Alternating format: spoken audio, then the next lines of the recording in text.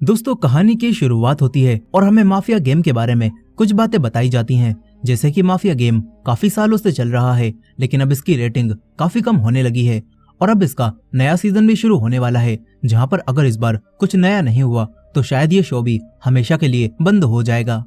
अब इसके बाद अगले सीन में हम साल 2072 में मॉस्को शहर को देखते हैं, जो कि अब तक काफी एडवांस हो चुका था। मगर यहाँ पर कुछ लोग तो बहुत ज्यादा अमीर थे और वहीं कुछ लोग काफी ज्यादा गरीब थे, जो कि बस किसी तरह से अपनी जिंदगी बिता रहे थे।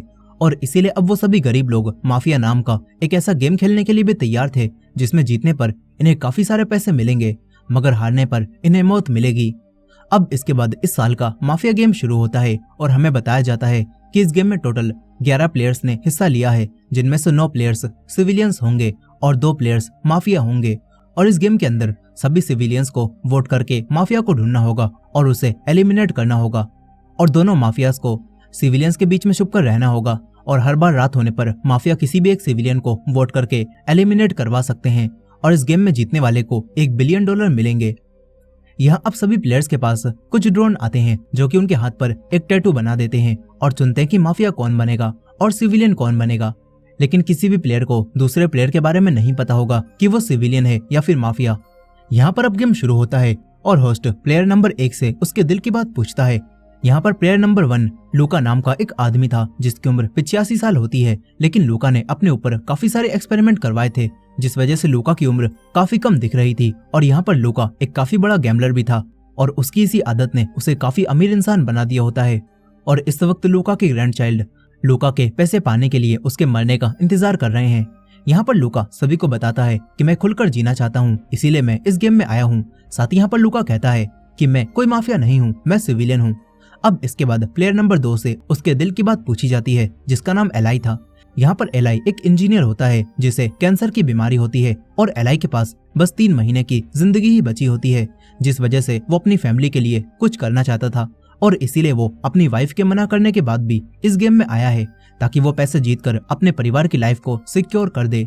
अब इसके बाद प्लेयर नंबर 3 और 4 को दिखाया जाता है, जो कि वाइल्ड कार्ड एंट्री से गेम में आए थे और ये दोनों ही प्रिजनर्स होते हैं और इसीलिए इस गेम को जीतकर वो अपनी आजादी खरीदने आए थे।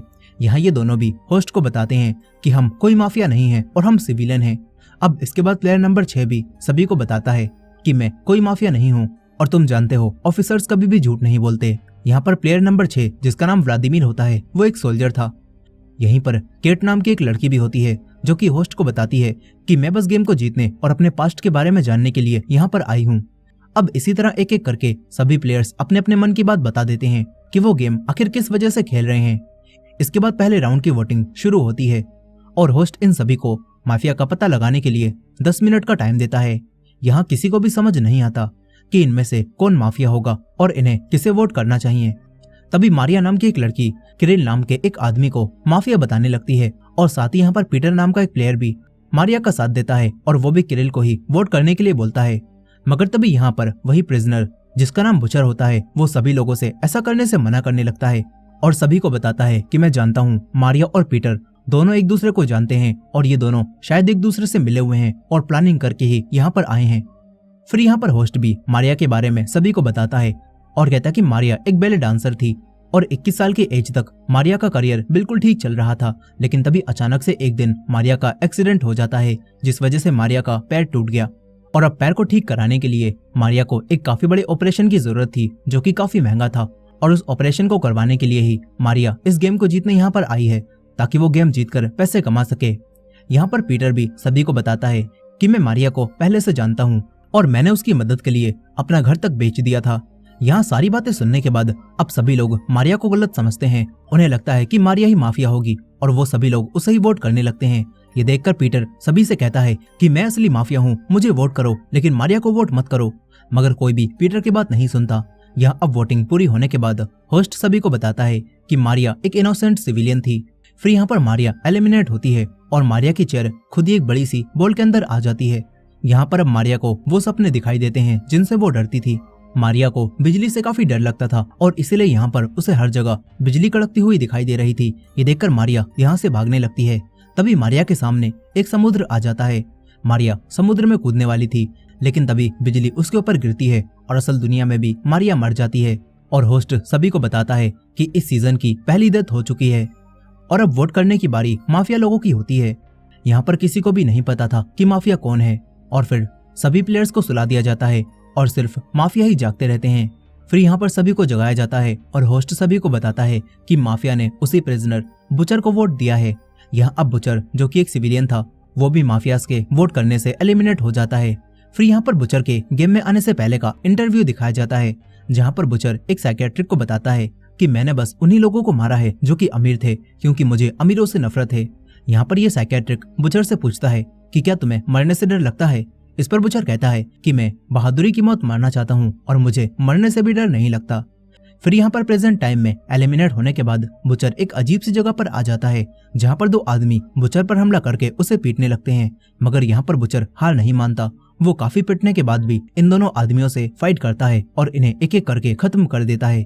ये देखकर जेल में मौजूद बुचर के सारे साथी उसके लिए तालियां भी बजाते हैं, मगर अब तभी बुचर का पैर एक पत्थर से टकराता है और लोहे की रोड्स बुचर के गले के आर पार हो जाती हैं, जिससे बुचर एक बहादुरी की मौत नहीं मर पाता। अब इसके बाद फिर से सिविलियंस की वोटिंग शुरू होती है और अब गेम में आगे बढ़ने की वजह से वोट करने का टाइम भी कम हो जाता है और होस्ट इन्हें बस 8 मिनट का टाइम देता है। यहाँ अब कॉन्स्टेंटीन नाम का एक प्लेयर सभी से कहता है कि मुझे पता है माफिया कौन है। फिर यहाँ पर होस्ट सभी को बताता है कि कॉन्स्टेंटीन के पास बचपन से ही एक ऐसी पावर है जिससे वो भविष्य देख पाता है और इसीलिए सभी लोग उसे डार्क मैसेंजर भी कहते हैं। साथ ही होस्ट बताता है कि कॉन्स्टेंटीन को बुढ़ापे से मरने से डर लगता है। यहाँ पर कॉन्स्टेंटीन पीटर को ही माफिया बताने लगता है और ये सुनकर पीटर भी सभी से कहने लगता है कि अगर मैं माफिया हूँ तो कॉन्स्टेंटीन मेरा साथी है। ये सुनने के बाद अब सभी लोग पीटर और कॉन्स्टेंटीन दोनों को ही वोट करने लगते हैं, लेकिन पीटर को यहाँ पर ज्यादा वोट मिलते हैं, जिस वजह से अब पीटर एलिमिनेट हो जाता है और होस्ट सभी को बताता है कि पीटर एक इनोसेंट सिविलियन था। ये सुनकर सभी लोगों को काफी बड़ा झटका लगता है। साथ ही हमें पास्ट के सीन से पता चलता है कि गेम में आने से पहले पीटर ने साइकियाट्रिक को बताया था कि मैं पानी से काफी डरता हूँ। और यहाँ पर प्रेजेंट टाइम में अब पीटर एक बोट के ऊपर समुद्र के अंदर आ जाता है, जहाँ काफी सारी शार्क उसे घेर लेती हैं, मगर तभी पीटर एक शार्क के लकड़ी घुसाकर उसे मार देता है और जिसके बाद सभी शार्क मरी हुई शार्क को खाने लगती हैं और मौके का फायदा उठाकर पीटर यहाँ पर बनी हुई एक चट्टान की तरफ जाने लगता है, मगर तभी वो चट्टान भी यहाँ से गायब हो जाती है और पीटर भी पानी में डूबने लगता है, जहाँ अब मरते हुए उसे मारिया दिखाई देने लगती है और तभी एक शार्क उस पर हमला कर उसे खत्म कर देती है। और फिर होस्ट भी सभी प्लेयर्स को बताता है कि तुम लोगों ने एक बार फिर से गलत फैसला किया और एक और सिविलियन को खो दिया, इसीलिए अब तुम्हें एक एक्स्ट्रा राउंड दिया जा रहा है जिसमें सिविलियंस एक बार फिर से माफिया को ढूंढ सकते हैं। यहाँ इन लोगों को वोट करने के लिए अब 6 मिनट का टाइम मिलता है और यहाँ पर वही सोल्जर व्लादिमीर सभी से जल्दी से वोट करने के लिए कहता है। तभी होस्ट बताता है कि व्लादिमीर एक ऑफिसर थे जिनकी कुछ गलतियों की वजह से उनके काफी सारे साथी मारे गए और इसी वजह से व्लादिमीर काफी डिप्रेशन में रहते थे। यहाँ अब व्लादिमीर उसी दूसरे प्रिजनर इवान को मुजरिम बताने लगता है और कहता है कि इसने 2 लड़कियों की जान ली है। तभी हमें दिखाया जाता है कि इवान ग्रेजुएट होने की खुशी में कार में अपने दोस्तों के साथ पार्टी करते हुए जा रहा था और तभी इवान की कार का एक्सीडेंट हो गया। यहाँ पर इवान को तो कोई अनजान इंसान बचा लेता है, लेकिन एक्सीडेंट में इवान की दोनों दोस्त मर जाती हैं और इसके बाद इवान का जिंदा बचा हुआ दोस्त भी इवान को गलत बताता है और कहता है कि वही ड्राइविंग कर रहा था और उसी की वजह से दोनों लड़कियां मरी हैं। यहाँ पर यह सुनने के बाद इवान को 2 मर्डर केस की सजा मिल जाती है और इसके बाद से ही जेल में मरना इवान का सबसे बड़ा डर होता है। फिर यहाँ पर व्लादिमीर और एक और लेडी लोरा एक दूसरे को ही माफिया बताने लगते हैं और व्लादिमीर लोरा को ही वोट कर देता है और ये देखकर लोरा भी व्लादिमीर को वोट कर देती है और अब सभी लोग व्लादिमीर को ही वोट करते हैं, जिससे गुस्से में आकर व्लादिमीर सभी को गालियां बकने लगता है। इसके बाद व्लादिमीर यहाँ एलिमिनेट होता है और सभी को पता चलता है कि व्लादिमीर एक सिविलियन था। फिर यहाँ पर व्लादिमीर भी अपने सपने में एक जंग में पहुंच जाता है, जहाँ पर व्लादिमीर अपने साथियों को दुश्मनों की लोकेशन बताता है और उसके सोल्जर साथी दुश्मनों को छुपकर खत्म करने लगते हैं, मगर तभी कुछ दुश्मन व्लादिमीर के साथियों पर छुपकर हमला करने लगते हैं और इनके बारे में व्लादिमीर भी अपने साथियों को कुछ नहीं बता पाता। ये देखकर व्लादिमीर अब खुद भी बाहर आता है और एक एक करके दुश्मनों को मारने लगता है, मगर तभी उसकी बुलेट्स खत्म हो जाती हैं और दुश्मन व्लादिमीर को मार देते हैं। अब इसके बाद गेम में फिर से रात होती है और माफियाज को वोट करने का मौका मिलता है और फिर इसके बाद जब सभी लोगों की आंख खुलती है तो होस्ट सभी को बताता है कि माफियाज ने लोरा को वोट किया है, जो कि एक सिविलियन थी। यहाँ पर अब होस्ट सभी को बताता है कि लोरा के पास जिंदगी में सब कुछ था, एक घर, एक अच्छा परिवार, लेकिन लोरा को ड्रिंक करने की आदत लग गई। जिस वजह से लोरा की लापरवाही में उसके बेटे की डेथ हो गई और फिर लोरा के पति ने भी उसे छोड़ दिया। जिसके बाद लोरा ने सुसाइड करने के बारे में भी सोचा, लेकिन वो ऐसा नहीं कर पाई क्योंकि लोरा को मरने और ऊंचाई से काफी डर लगता था। साथ ही यहाँ पर लोरा भी अब एक कन्फेशन करती है। वो बताती है कि मैं अपने घर में ही रहती थी, लेकिन फिर एक दिन मेरे साथ फ्रीवे पर कुछ ऐसा हुआ जिससे मैं यहाँ पर आ गई। यहाँ फ्रीवे की बात सुनकर इवान लोरा से पूछता है कि तुम्हारे साथ वहाँ पर क्या हुआ था। इस पर लोरा इवान को बताती है कि तुम्हारे एक्सीडेंट के समय मैं ही वो अनजान इंसान थी जिसने तुम्हारी जान बचाई थी, लेकिन फिर कोर्ट में मैंने ये झूठी गवाही दी कि तुम उस वक्त ड्राइविंग कर रहे थे क्योंकि तुम्हारे दोस्त के पेरेंट्स ने मुझे ये कहने के लिए पैसे दिए थे और मैं पैसों के आगे झुक गई। यहाँ पर ये सारी बातें जानकर इवान को काफी बुरा लगता है, लेकिन इवान लोरा से अब कुछ भी नहीं बोलता। इसके बाद लोरा भी एलिमिनेट होती है और वो खुद को एक प्लेन में देखती है, जहाँ लोरा का प्लेन एक तूफान में आ जाता है और प्लेन 2 हिस्सों में टूटने लगता है। यहाँ पर ये देखकर लोरा को काफी डर भी लगता है और तभी प्लेन पूरी तरह से टूट जाता है और लोरा मर जाती है। फिर यहाँ पर इस गेम में बस 6 ही लोग बचते हैं, जिनमें से 2 माफिया और 4 सिविलियन थे। यहाँ पर अब सिविलियंस को माफियाओं को ढूंढने के लिए और वोट करने के लिए 4 मिनट का टाइम मिलता है और अब कॉन्स्टेंटीन सभी लोगों से इवान को वोट करने के लिए कहता है। वो इसके लिए ये वजह देता है कि इवान ने गेम में आते ही लोरा को पहचान लिया होगा और वही माफिया होगा, इसीलिए उसने लोरा को एलिमिनेट करवा दिया। मगर यहाँ पर किरिल और केट दोनों कॉन्स्टेंटीन को ही वोट करने के लिए कहने लगते हैं और ये देखकर कॉन्स्टेंटीन केट से कहता है कि केट तुम डरना मत और वहां पर जाना जहां तुम्हें ट्रायंगल दिखे। केट को उसकी बात समझ नहीं आती और फिर सभी लोग अपना अपना वोट देते हैं, जिनमें 3 वोट इवान और 2 वोट कॉन्स्टेंटीन और 1 वोट इलाई को मिलता है। और होस्ट इन सभी को बताता है कि किसी को भी फुल मेजोरिटी वोट नहीं मिले, इसीलिए इन तीनों के बीच में वोटिंग दोबारा से होगी। यहाँ पर अब कॉन्स्टेंटीन को 3 वोट मिल जाते हैं और एलिमिनेट होने के लिए 4 वोट चाहिए थे। और यहाँ पर कॉन्स्टेंटीन ये बात समझ चुका था कि अब अगर वो इवान को वोट कर भी दे तो तब भी वो इवान को एलिमिनेट नहीं करवा पाएगा, इसीलिए अब वो अपने आप को ही वोट कर देता है और एलिमिनेट हो जाता है।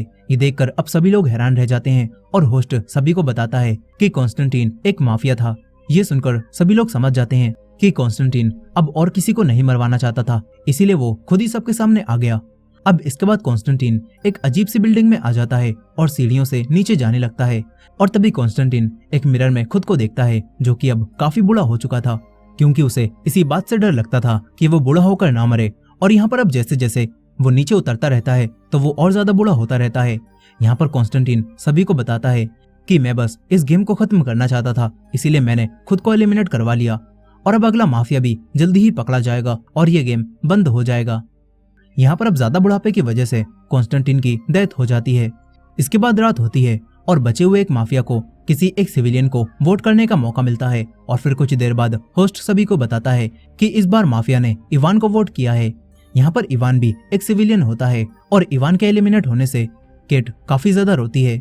यहाँ पर इवान अब सभी से कहता है कि मेरे इस गेम में आने से मुझे एक फायदा तो हुआ है, अब कम से कम सभी को ये पता चल चुका है कि मैं निर्दोष था और मैंने किसी को भी नहीं मारा।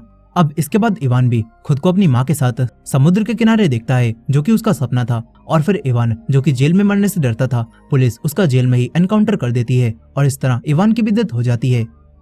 यहाँ पर अब बस 3 सिविलियन और 1 माफिया बचते हैं और अब फिर से वोटिंग करने के लिए सिविलियंस को 2 मिनट का टाइम मिलता है।